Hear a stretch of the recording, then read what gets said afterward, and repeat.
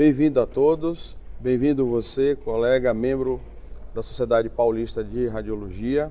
Eu sou Marcos Duarte Guimarães, membro também da sociedade, especialista em medicina interna e radiologia do tórax, e tenho o prazer de apresentar hoje o highlights do grupo de estudos do tórax em radiologia da querida Sociedade Paulista de Radiologia. Hoje nós temos a honra e o prazer de contar com a presença do Dr. Ricardo Sales dos Santos. Ricardo Sales é um cirurgião torácico, tem uma grande experiência em rastreamento de câncer de pulmão, liderou o maior estudo desenvolvido até então, até os dias atuais, de rastreamento de câncer de pulmão. E Ricardo, nós sabemos dos grandes desafios, né? Eu tive a oportunidade de acompanhar a trajetória, né? O desenvolvimento, as dificuldades que você enfrentou para a elaboração desse estudo. Felizmente, você conseguiu superar essas dificuldades, você desenvolveu, publicou em grandes revistas de impacto internacional seus dados, um estudo qualificado, bem comentado, né? Referenciado na literatura internacional.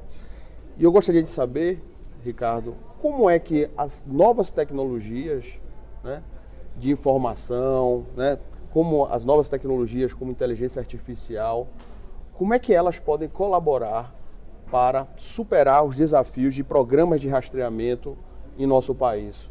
Nada melhor do que você para trazer um pouco da sua experiência e contribuição nesse sentido. Muito obrigado mais uma vez. Obrigado, Marcos. Obrigado pelo convite de estar aqui nesse congresso que é tão importante e impressionante o tamanho do congresso, né? Sem dúvida, Marcos, é um desafio muito grande realizar a detecção precoce do câncer de pulmão. Nós fizemos um estudo que, apesar dele ser ainda o maior estudo nacional em rastreamento de câncer de pulmão, é um estudo que tem um N relativamente pequeno quando você comparar com os grandes estudos com 50 mil pacientes, 30 mil pacientes, como foram o NLST e o Nelson na Europa, né? Nosso estudo teve 800 pessoas, mas foi possível a gente verificar que é factível sim realizar a detecção precoce no nosso país e com segurança, né? Então a sua pergunta que tem relação com a inovação, eu acho que a inteligência artificial, ou melhor dizendo, a inteligência aumentada, né, que a gente já está usando no nosso dia a dia, chegar aqui com o Waze ou encontrar um hotel com o Airbnb, né, a gente consegue trabalhar hoje no mundo digital, acelerando os nossos processos e criando escala para que milhares de pessoas tenham acesso a uma determinada ferramenta. Então, acho que o processo de inovação e a tecnologia podem sim ajudar o rastreamento, porque é um N muito grande. A população do país hoje sob risco para o câncer de pulmão, se a gente considerar que a média de tabagismo no país é em torno de 14%, né? Tem regiões que chegam até 20%, a gente tem milhões de pessoas sob risco, mas essas pessoas elas se consideram saudáveis, né? Então, como é que a gente pode utilizar a tecnologia para trazer essas pessoas mais próximas do processo de prevenção e fazer com que elas tenham aderência e permaneçam num programa de prevenção? Acho que essas são as perguntas que a gente tem que fazer. Eu acho que existem sim ferramentas já atuais que a gente pode utilizar para trazer o paciente para a prevenção, né? A realidade do câncer de pulmão no nosso país é drástica. A gente sabe que mais de 90% dos pacientes só tem diagnóstico na doença tardia. E é possível realizar a detecção precoce com a tomografia de baixa dose. A gente sabe que um dos problemas de programas de rastreamento é a questão do custo, né? Às vezes você tem que disponibilizar um método de diagnóstico precoce que não é tão barato. A gente vive num país de desigualdades sociais, com problemas de gerenciamento em relação ao fluxo dos recursos. Você acha que através das novas metodologias, das novas tecnologias de informação, você acha que há como otimizar esse atendimento, você poder abranger uma população, sobretudo a população carente, que também esteja sobre o risco dos efeitos do tabagismo e do desenvolvimento do câncer de pulmão? Você acha que através das novas tecnologias isso é possível? Veja, essa é a grande pergunta, né? quando foi superada a questão clínica, que rastrear com tomografia de baixa dose faz sentido clínico, reduz mortalidade, veio a pergunta do custo. E uma das melhores definições de custo que pelo menos eu tenho conhecimento assim, é aquela que custo é quando você despende de determinado recurso que não tem retorno. Isso aí é custo, né? Então, quando você não tem um retorno de determinado investimento, ele se torna apenas uma despesa, né? Se você considerar que a doença tardia, ela tem já um custo muito elevado, e é um custo não só econômico, mas um custo emocional, um custo para as famílias, né? A perda em qualidade, em tempo de vida é muito grande. E com os recursos novos que devem ser sempre utilizados da imunoterapia, da terapia-alvo, esses custos eles só tendem a serem exponenciais. Então a gente trazer para a realidade uma ferramenta que, apesar de ter um custo inicial, né, mas que ela pode trazer o diagnóstico precoce, que é 10 vezes menor o custo para tratar um diagnóstico precoce do que tratar o diagnóstico tardio, eu digo que isso aí é um investimento que certamente tem retorno. Então, se a gente consegue de fato alcançar essa população sob risco do câncer de pulmão, trazê-la para o processo de prevenção e que tem mais, é um processo de prevenção que é numa população vulnerável, que tem risco para outras doenças. Então, tem risco da doença cardiovascular, tem risco do DPOC, tem risco de uma infinidade de outras doenças que podem sim serem detectadas pelo mesmo método, que é a tomografia de baixa dose. Então você está investindo num recurso que vai trazer o indivíduo numa fase de menor complicação, de menor custo para poder retorná-lo à sua atividade econômica ou à sua qualidade de vida. Então eu vejo uma estratégia que não é de aumento de custo, é uma estratégia de redução de custo para um dinheiro que já está sendo gasto. E com a possibilidade de oferecer um tratamento curativo, né? Que, como você mesmo mencionou, cerca de 70% dos casos de câncer de pulmão, quando atendidos na rede privada e na rede pública, os pacientes já se encontram no estágio avançado da doença, fora de possibilidade terapêutica curativa.